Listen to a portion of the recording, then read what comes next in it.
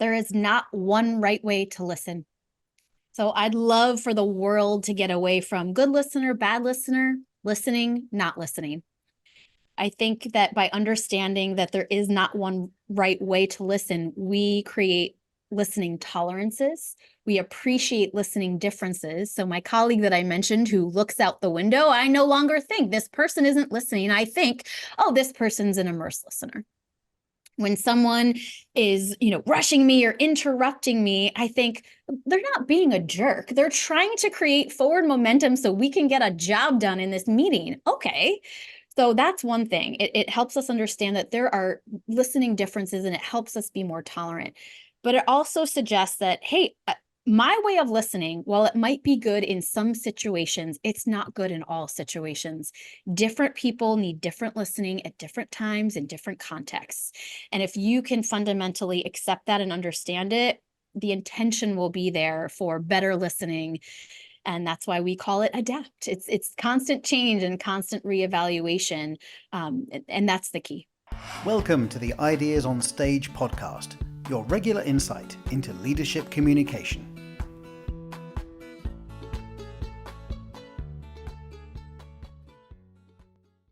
Hi, Nicole. Welcome to the show. Hi, thank you so much for having me. Thank you. Thank you for your time. Today, we're going to talk about your new book and the ideas in your book, Adaptive Listening, that you've co-authored with your colleague, Megan. And before we get that, though, in preparation for this conversation, I did a bit of research and I discovered that if I'm correct, that you are half Italian. Is that correct? I am. I'm half Italian Catholic and half Polish Jewish. So I had a very interesting upbringing in my house growing up. We celebrated everything. And as you'll see in my bio in the book, I put the Star of David on top of my Christmas tree. We're a little strange in our house, but it's all in good fun. And yes, because I'm Italian, I also talk with my hands a lot, as I'm Which sure is you can good. Which is appreciate. good. Yes. That makes you a more dynamic communicator. That's And right. half Italian, just out of curiosity, is it from your mom, from your dad, It's or from my mom's side. Yes. My oh. mom is 100% Italian. Both of my grandparents were Italian. So, yes. Do you know from where in Italy? I'm asking because I'm Italian. And Yeah. So, that's a good question. My grandfather's side was from the Venice area, and my grandmother was from the Florence area. I know they were both smaller villages whose names are escaping me right now, but generally speaking, those are the regions they came from. beautiful, beautiful areas, beautiful regions. Yes. And also, again, before we get started with listening, adaptive listening, we were talking about before we started, your background is as a speech and language pathologist. And if you don't mind, just for those who are not familiar with what that is and the implications from a communication perspective, could you tell us just a little bit more about your background in that area? Yes, absolutely. So I went back to grad school after being in business and majoring in communication, ending up in sales for a few years, just wanting to do something more philanthropic to give back to the world. And so I went back to grad school for speech and language pathology, which has really expanded as a field. I think a lot of us growing up thought of a speech therapist as someone who tackles lisps and stutters, and that's about it. We still do that, but there is a very wide expansion in this field now. It covers the education side of things and the healthcare side of things. So we can work with children who have communication delays and disorders of all kinds, including children with autism, Down syndrome, and a variety of other things. We can also work on the rehabilitation side, on the medical side, for people who have had stroke, traumatic brain injury, etc. And feeding and swallowing, because apparently the same mechanism you use to speak, you also use to breathe and to eat. And so our field has really gotten wide. And I worked with kids for a long time and I liked it, but I decided, I really don't like working with kids and I really don't like working with their parents. So I missed the corporate side of things and I managed to find this niche between the corporate communication side of things and the speech and language side of things, from the speech pathology side of things. And now I help typically developing adults improve their communication. And and now that you are doing this, so you've been doing that at Duarte for some time, and then recently you started doing some research on an area which sometimes we overlook when we think about communication skills, effective communication. We think about the communication side of things, but we forget that there is also a super important part of it, which is listening. So I'm curious, how did you get to doing the research that you've done? So what made you interested in researching this particular aspect of the communication process? Yes, the adaptive listening origin story. It is twofold, I'd say. First, my colleague Megan and I, we work for a company called Duarte. We are a female-owned company based in Silicon Valley. We've been around for over 35 years, and we help Fortune 500 executives with persuasive communication. During the pandemic, our executive clients came to us and they said, "Oh my gosh, what can I say to my people right now? They're suffering. They're scared. They are worried. What do I say?" Right? So they wanted help on their expressive communication. We said, "Sure, we can do that. That's what we do all day long. And are you listening to them?" The response we got was either, "Well, of course I am. I shut my phone off and I pay attention. I turn off my notifications, almost offended that of course I'm listening," or, "Oh, that never even occurred to me," right? So it was all about expressive communication and not at all about receptive. And we thought, well, geez, we call ourselves a communication agency and we are only focused on one side of the communication equation. What a mistake, because turns out we spend more than 55% of our day listening. Managers spend even more than that. And yet we all have no problem admitting we need help with our public speaking and our persuasive communication, but no one likes to admit they need help with their listening. It's almost like driving a car, right? No one wants to admit they're a bad driver, and so nobody works on it. In addition to our clients saying, "Ugh, listening never occurred to me," we also realized we were having an internal listening problem at Duarte. So when we meet with our clients, we gather lots of information over several hours so that we can help them write more persuasive communication or speak a message that's more persuasive. And we were coming out of these meetings and regrouping internally, and I was having a different impression than my colleague. And that colleague was having a different impression than our other colleague. And we thought, oh boy, we are all in the same place.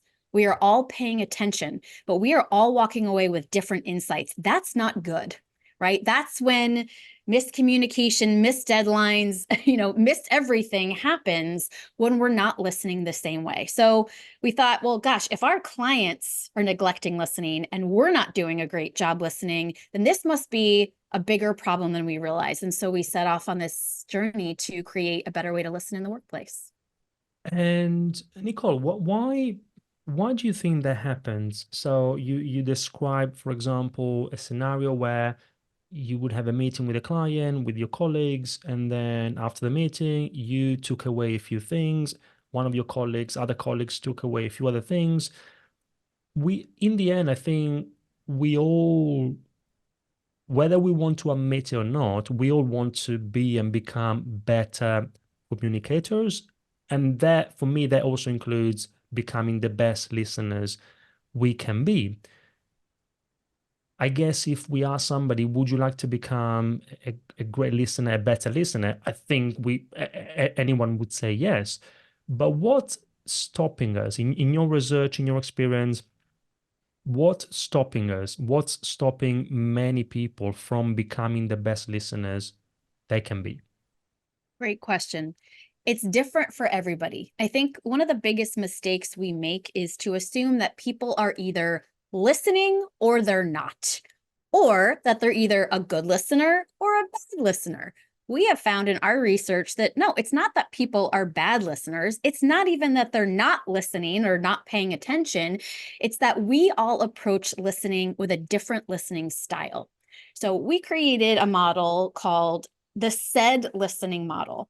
And SAID stands for support, advance, immerse, and discern. When you show up as a listener, you have a SAID listening style. We created this acronym SAID, so it's easy to remember: support, advance, immerse, discern. And you're showing up with a listening style that you're using as a default. I am a default discern listener, which means I am showing up to every engagement prepared to evaluate the information being presented to me. Now, sometimes that's exactly what the speaker wants me to do. In fact, I've made a living out of coaching executives on how to do better with their communication. So I'm always evaluating what they're saying and how they're saying it. And boy, that has served me really well. But what I've realized is sometimes the person speaking needs me to listen to support. Sometimes they need me to listen to advance, and sometimes they need me to listen to immerse. They don't always need me to listen to discern. So I'm standing in my own way. I have good intentions, but if my listening style doesn't match the listening goal of the person speaking, then I need to adapt my listening to help them meet that goal.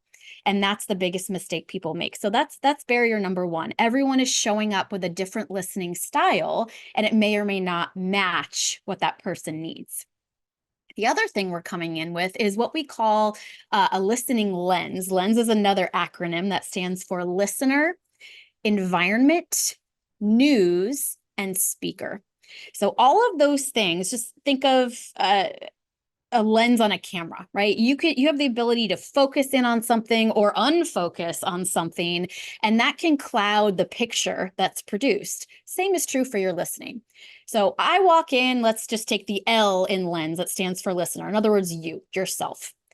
I walk in today and I'm in a bad mood. I did not get a good night's sleep. I had to, get my kids ready for school. The dog was barking. My spouse is in the kitchen doing dishes, and everything is chaos. Well, how am I going to show up to my first morning meeting over Zoom when my mood is clouded by all of that? I'm probably not going to listen very well, or maybe not at all, right? The same is true for E, which stands for environment. Some of us are better when we're virtual and we don't have some visual distractions other than what you see on the screen. Others are better in person. So in the book, we outline all the possible barriers that might stand in your way from showing up as a good listener. And we ask listeners to say, okay, what is clouding me right now? And can I either accept that that's going to stand in my way and just push forward? Can I voice that, hey, I'm having a really bad morning today. Bear with me, folks. I'm going to listen the best I can, but that's a barrier for me. Or can I change the situation? Can I say something like, I'm really not having a good morning and I cannot show up for you as a good listener right now. And I really want to do that because you're my colleague and I care about you. Can we change the meeting to this afternoon when I can be a better listener? So those two things, your listening lens that can cloud your ability to listen, and your listening style, both barriers to you showing up and helping that speaker achieve their goals. And the four listening styles, Nicole, I'd like for you to, so you mentioned already something about your own preferred style, which is discern, if I remember well. I'd like Yes. for you to unpack the others as well. But before we do Yes. that, one of the key takeaways from your book for me was the insight, the realization that you say, look, we need to move beyond active listening. We are all aware that active listening is better than passive listening, but you say that there's a step forward, which is adaptive listening, as you call it. So before we go back to the four listening styles, could you tell us the difference between passive, active, and adaptive listening, and why do you think that adaptive listening is a step forward? Yes. Very important question. If I asked you, which is better, active or passive listening? Everyone would say active listening. Passive listening essentially means you're just not paying attention. You are not focused on that person. You are not giving them the attention they deserve. No one in their right mind would say that passive is a good idea. In our research, when we first just started Googling what is active listening, here's the first problem we incurred. There are literally millions of hits and dozens of definitions on active listening. What we found that it was lacking is there are not many memorable, actionable models. It's just some umbrella advice. The reason it's umbrellaed is because its origins are not in the workplace. Its origins are in therapy. So a lot of people don't know this, but active listening was created by psychologists in the 1950s, and it was geared toward asking therapists and clinicians to listen for total meaning. So it gives advice like, pay attention. And you know what? In adaptive listening, we agree, but we also say like, well, duh, as adults in the workplace, we expect you to pay attention. We just expect you to do that. Of course, you should turn your phone off. Of course, you should eliminate distractions. That's the baseline. That's bare minimum. But active listening also says things like, don't give advice, avoid judgment. And we have found there are plenty of times in the workplace where that's exactly what people need. Case in point, again, I'm an executive communication coach. People pay me a handsome amount of money to make judgments on what they're saying and how they're saying it. I'm also paid to give my expertise, to give my advice. In the therapeutic setting, that makes absolute sense. You are eliminating judgment. You're not giving advice. You are helping your client or your patient find their own answers. It also says things like, show you're listening. Well, we found, how do you do that? It depends on what kind of listening the person speaking needs from you. If they need me to listen to discern, in other words, to evaluate the information or be critical of the information, I might look like I am pretty darn skeptical because that's what they need from me. If they need me to listen to support, however, and they need me to validate their emotions and be there for them on a more emotional level, boy, am I going to show that I'm listening differently. I'm going to mirror their emotions, and I might look very happy if that's how they're feeling. I might look very concerned if that's what they're feeling. And so there were so many things with active listening that we agreed with, and we thought, well, it depends. It just depends on what that person needs. The advice was too blanketed and umbrellaed, and there wasn't enough specific guidance on what to do when. Understood. And so you said now that and before you were talking about the 4 listening styles, and the idea there is that we all have our own preferred listening style. So we prefer to listen in a certain way. But now you said sometimes you have, often, always, maybe you have people who need you to listen in a different way. So can we go back to the 4 listening styles? You mentioned what discern means. Can we unpack the other 3 as well? Absolutely. Support listeners are focused on validating emotions. So they are very good at looking at someone and saying, this person is feeling X right now. They're feeling happy, they're feeling sad, they're feeling concerned. And my focus as a listener is to pay attention to those emotions and to validate them when that person is speaking. And the way I internalize that information and the way I respond reflects that focus. Advanced listeners are focused on forward momentum. They want to move people, projects, everything forward onto the next step. So as they're listening, they are focused on, what do I need to say in response, or how do I need to internalize this information to get us on to the next step, whatever that might be. Immersed listeners are focused on the content. So they're focused on understanding that content and remembering that content, not necessarily to do anything with it yet, but just to absorb it. And then finally, discern, as I mentioned, they're focused on evaluating the information. So identifying pros and cons, strengths and weaknesses, red flags, etc., so that they can find the balance for the speaker. As you were describing those, I was listening, but I was also thinking about, okay, what is my preferred style? Hmm. And the answer is I'm not sure. Maybe based on what you said, the idea of using the information that you have to think about the next steps, agree on the next steps, so advanced, maybe I see myself there, but I could be totally wrong. How do how can we become aware of our own preferred listening style?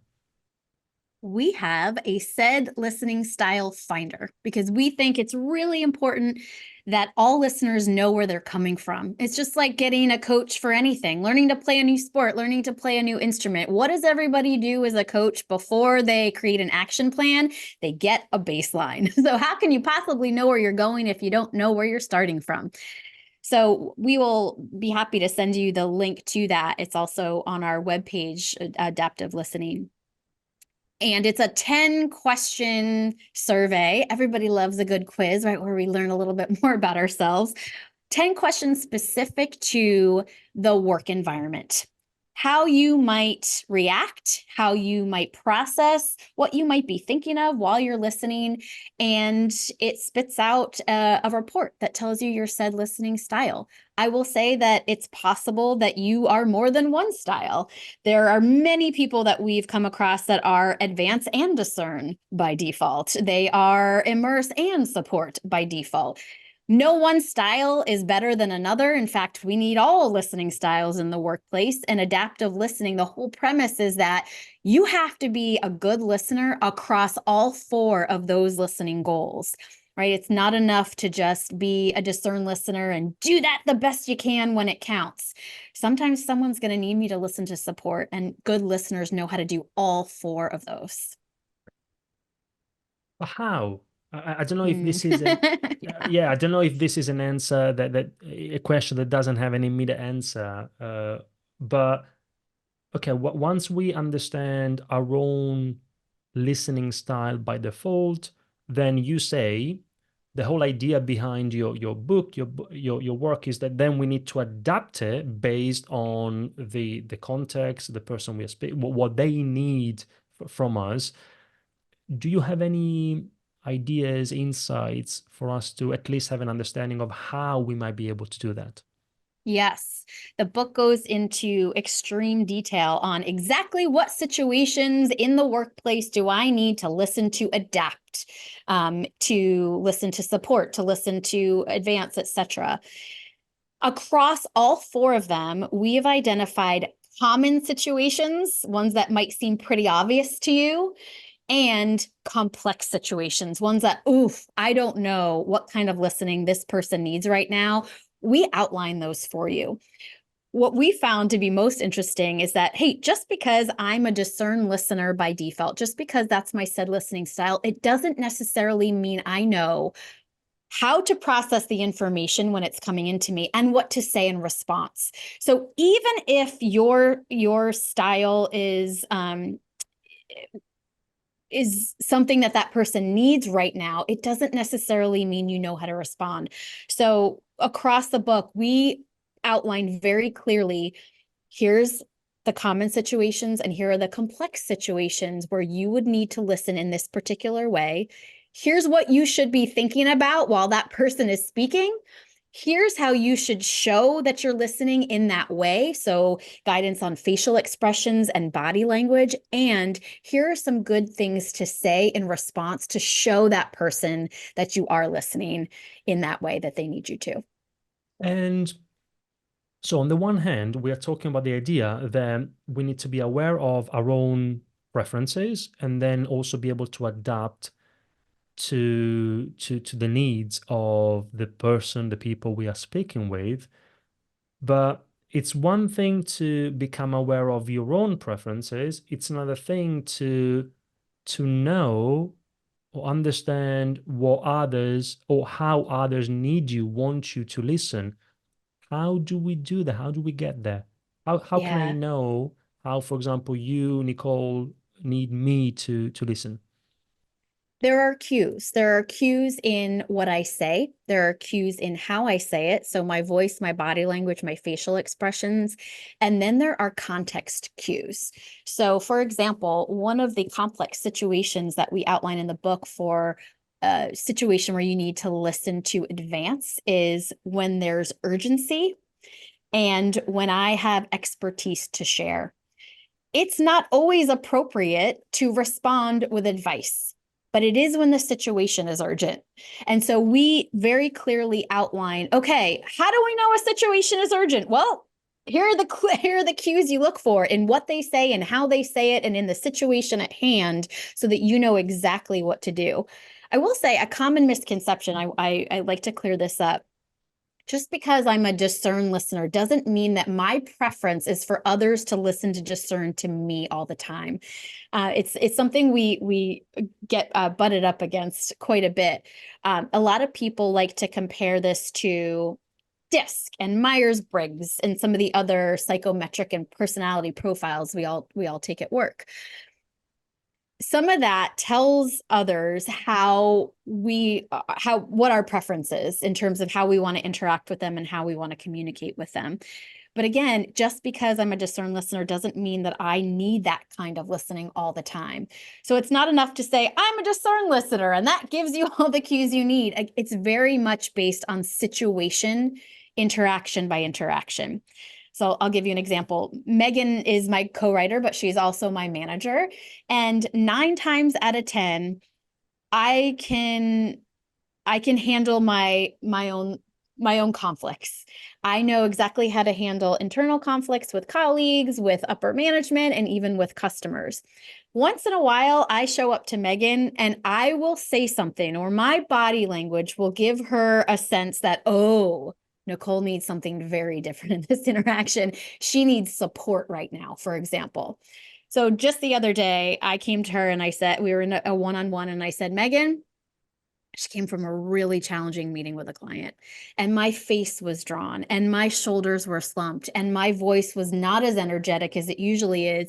And that led Megan to say, oh, Nicole needs support listening right now. Usually we are in a one-on-one meeting to get things done. So Megan listens to advance because we're looking to move whatever project we're on to the next step. But when she hears something like that, she knows I got to adapt.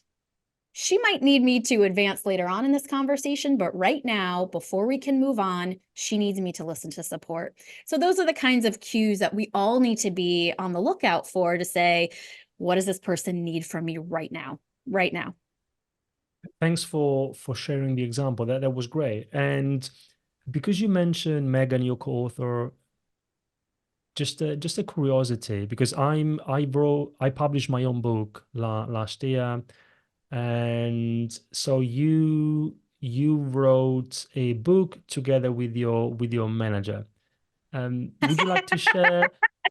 Would you like to share your, and then we'll go back to the content of the book. Would you like to share your experience publishing the book, writing the book, doing it together with your manager? Any ideas that you would like to share? Strange, right? Yeah, Megan and I have a very unique relationship.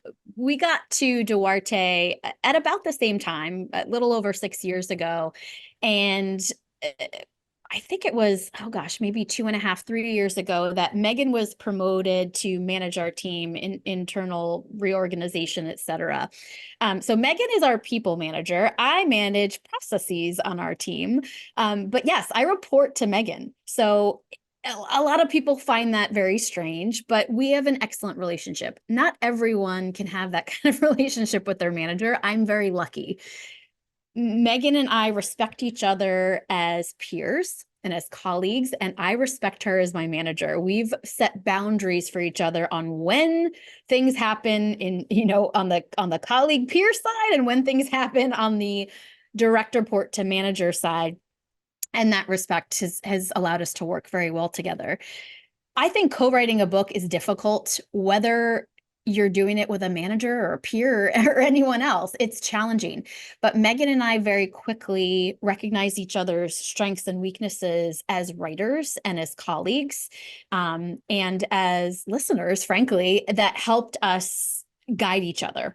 So Megan is as a default advanced listener. She likes to get things done, and I like to maybe push back and be a little bit more methodical and say, well, wait a minute. Let's think about this for a moment. So where I needed to move forward, she pushed me. Where she needed to slow down, I pushed her. And that worked really, really well. But I will say the thing that we learned, having nothing to do with co-writing, but just writing a book in general, that's very different from speech writing, is that, wow, we had to go into a lot more detail than we usually do when we're writing persuasive pitches and presentations.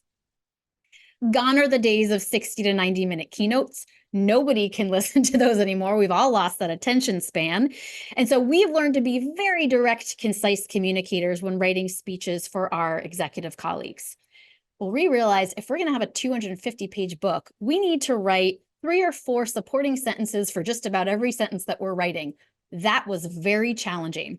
So we really had to support each other when creating more details and more examples and more stories in a way that we don't have to do when we're writing speeches. That was a learning curve for us, for sure. I had exactly the same experience when writing my book a couple of years ago. And okay, now if we go back to adaptive listening, now we talked about the fact that we have our own preferences. We said that we need to be able to adapt our listening style to match the needs of the person, the people we are speaking with. Is there anything that we can do for us to try and adapt the listening, the way other people are listening to us based on what we are, based on how we need them to listen? Great question. This is a struggle for people who have even been through adaptive listening training. We have a workshop that accompanies our book so that people can do this hands-on practice. And that's a question that we get at the end of our workshop, because people say, well, this is great. I've got all this new methodology and these new skills, and I know what I'm going to do as a listener, but how do I get the people on my team and in my organization to do what I just did? Other than send them to the workshop and read the book, which we highly encourage everyone to do, there are a few things you can do to get others to listen to you adaptively. One of those is when you become familiar with the 4 said listening styles, you might have an easier time understanding how others listen. So for example, we have a colleague who listens like this. He stares out the window when he's listening. And at first I thought, good God, this person is just not listening to me. And then I realized, oh no, he's just listening differently. He is an immersed listener. And in order to fully understand and remember the content, he is eliminating visual distractions so he can really focus on what I'm saying. Okay, now I know when I need an immersed listener, I go right to that person because I know that's what I need. I do the same thing in my personal life.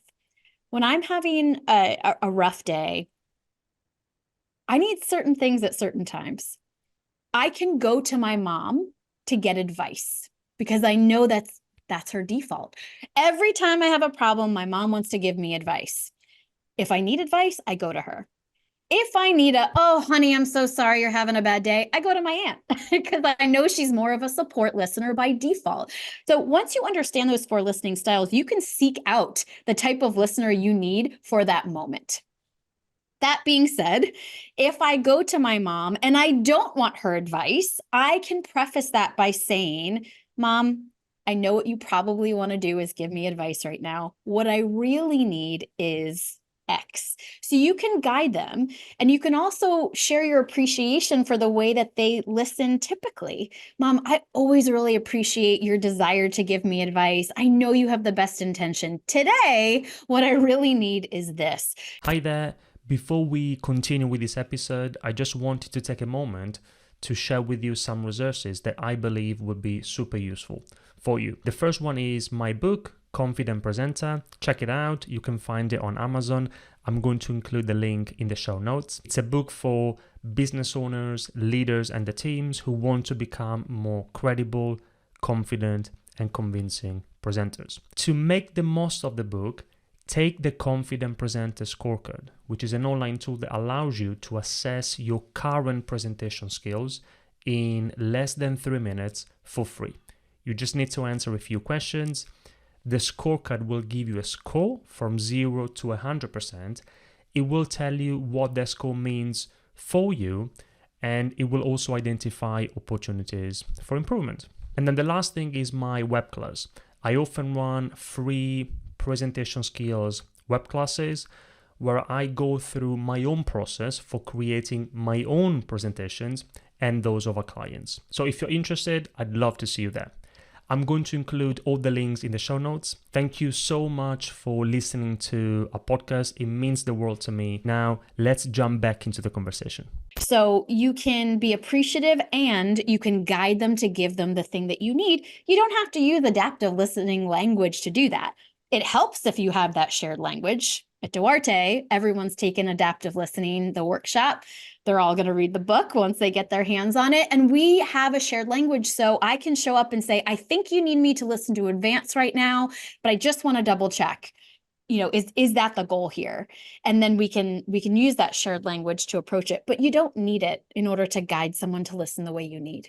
Well, it's interesting that I wasn't thinking about that it's both about saying something or communicating in a certain way that helps the other person adapt their own listening preferences, but also, as you said, when possible, if possible, you can seek the person that matches the listening style that you need in that particular situation. Okay, good. Yes. And Nicole, if you, beyond your own book, which we talked about today, and I'm going to include, of course, a link to your book in the show notes. We are also include the link to the quiz that you Yes. mentioned. By all means, Great. feel free to send it across. But beyond your own resources, if you think about what we talked about today, listening, adaptive listening, are there, and it could be also communication in general, but if we stay focused on listening, it would be even better. Are there any other books, or it could be a book, it could be an article, it could be anything else. It could be something that maybe you stumbled across as part of your research to produce this body of work. Any other books or resources that you would recommend for those who want to learn even more? Yes, I love this question because at Duarte, we're very much friends with our quote unquote competitors. We think that anyone out there trying to help the world communicate is our pal.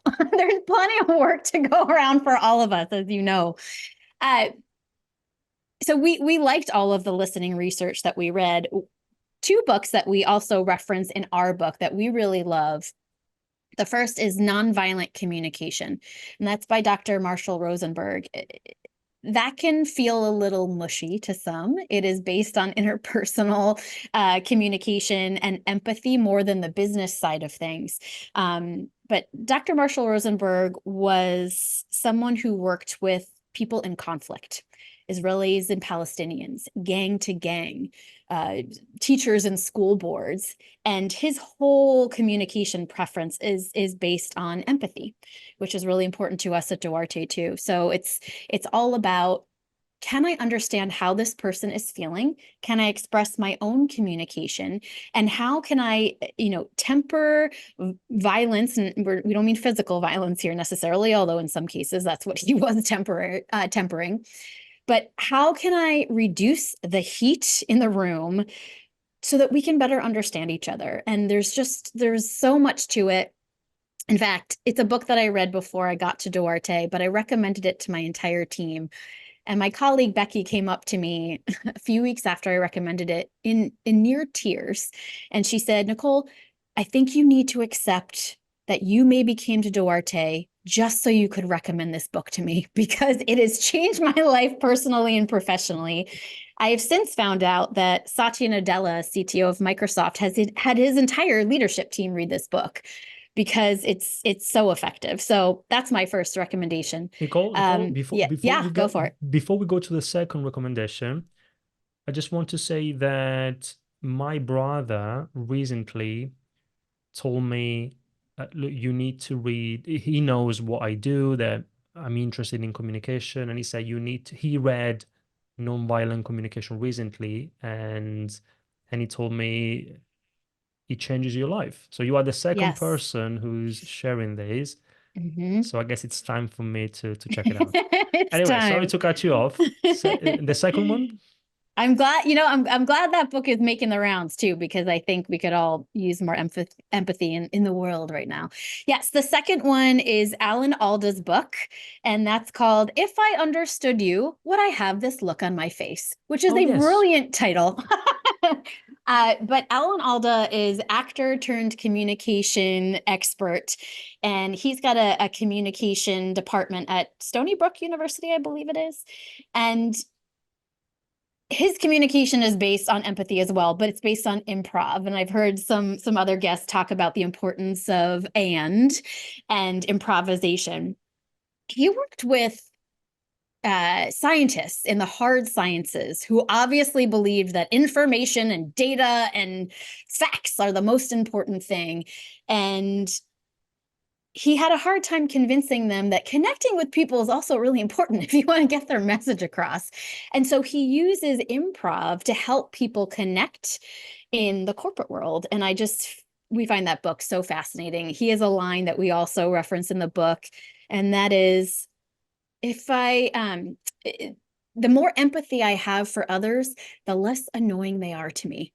And so we realize, yeah, empathy is not just for others. We think it's very others focused. No, it can help you too. It can really help you be tolerant of others and their differences or their pitfalls or their, cautionary tales. And we just adore that book. It's great. Definitely. Me too. I read that book. And so thank you for sharing those. And Yeah.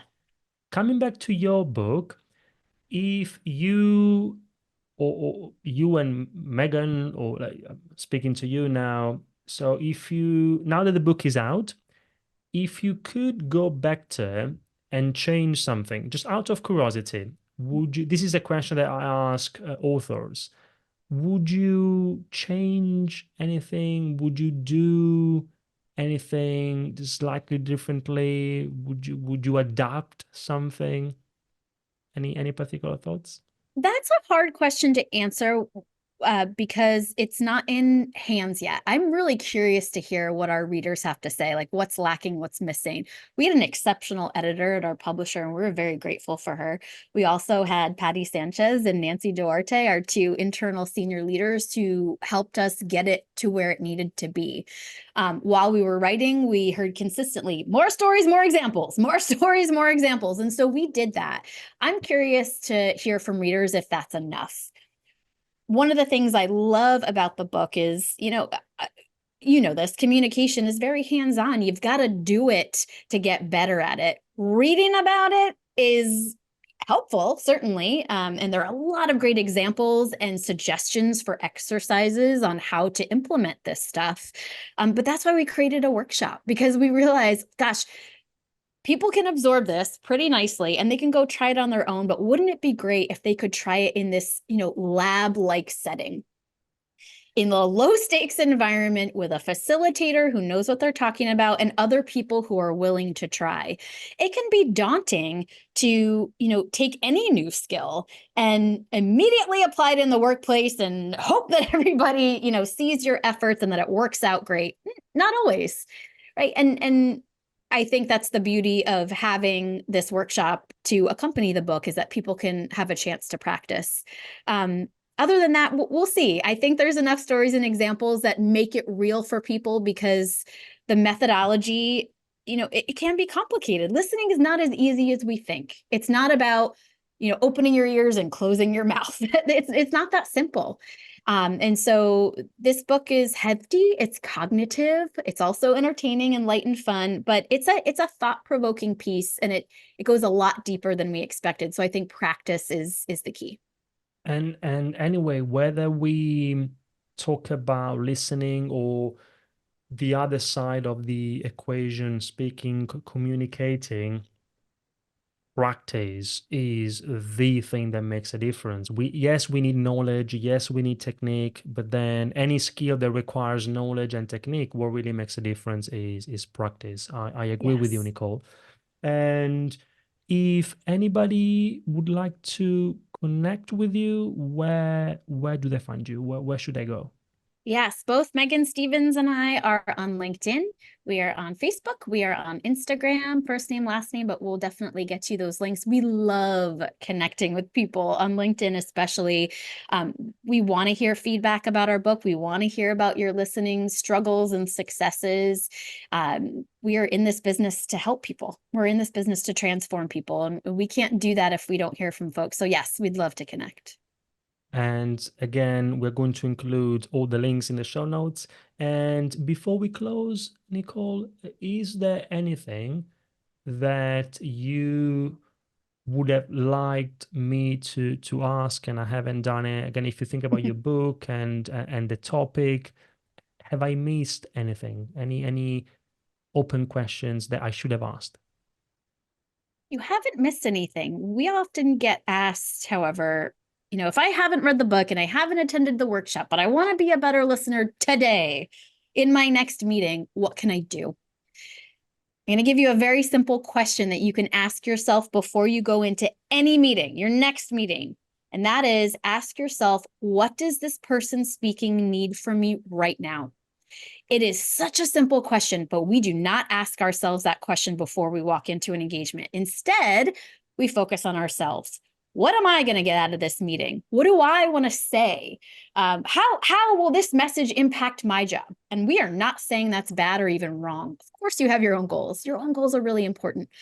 But if you start to focus your listening on the other person and make it more empathy focused and make it more goal oriented, automatically your intention will be set. And intention is the first step in making any change. So ask yourself in your next meeting, what does this person speaking need from me right now? I'll give you a perfect example when I used this just recently. We just came off of our Duarte kickoff where our executive leadership team is sharing their vision for the year. We're looking back and reflecting, and we're looking to see how we're going to move forward. Well, as a discerned listener, I can't help but evaluate the information that my executive leadership team is sharing. And I can't help but say things to myself like, "Ooh, that's a good idea." Or, "Oh man, I don't think that's going to work." I am constantly evaluating, but I check myself and I constantly ask, is this what Nancy needs me to be doing right now? What does she want from me as a listener? Oh, she doesn't want my judgment. She wants me to immerse in the content so I remember it and maybe act on it later, maybe. But right now, she wants me to sit back without discerning, without judgment. She needs me to remember and recall that information and understand it, and that's it. So by asking myself that question before I walk in and then repeatedly when I catch myself defaulting to my said listening style, that really helps me get back on track. And you might have already answered my last question, or maybe not. If you think about everything we talked about today, adaptive listening, the differences between passive, active, and adaptive, the four listening styles, lens, and many other things, what is the most important thing? Let's say, Nicole, that somebody watches this interview, they listen to it, and then in a few days, in a few weeks, in a few years, that they'll forget everything. It's not because of you, that's how things work. But let's say, Nicole, that they remember one thing. And if they remember that thing, you will be happy. What's that thing? What's the most important thing you would like our listeners to take away from this conversation? There is not one right way to listen. So I'd love for the world to get away from good listener, bad listener, listening, not listening. I think that by understanding that there is not one right way to listen, we create listening tolerances. We appreciate listening differences. So my colleague that I mentioned who looks out the window, I no longer think this person isn't listening. I think, oh, this person's an immersed listener. When someone is, rushing me or interrupting me, I think they're not being a jerk. They're trying to create forward momentum so we can get a job done in this meeting. Okay. So that's one thing. It helps us understand that there are listening differences, and it helps us be more tolerant. But it also suggests that, hey, my way of listening, while it might be good in some situations, it's not good in all situations. Different people need different listening at different times in different contexts. And if you can fundamentally accept that and understand it, the intention will be there for better listening. And that's why we call it adapt. It's constant change and constant reevaluation. And that's the key. Thank you very much, Nicole. Thank you for your time, for sharing your insights, and I really appreciate it. Thank you for the work you do. We were talking about before we started. You mentioned something very similar. We do similar things in terms of communication skills and presentation skills, public speaking, but I also don't believe in competition. We are friends, and we are trying to make the world a better place, one presentation at a time, one communication at a time. So Yes. keep up the fantastic work that you do individually and with the team at Duarte, and all the very best. Let's keep in touch. Thank you so much. It was a pleasure. Lovely chatting with you, and good work and good luck to you too. We've got a big, important job to do out there. Thank you. If you enjoyed this episode of the Ideas on Stage podcast, there are many more you might like, so please subscribe, leave us a review, and tell us what you think. You can find many more ideas on business communication at ideasonstage.com, or by searching for Ideas on Stage on iTunes, YouTube, or wherever you get your podcasts. Thanks for listening, and goodbye for now.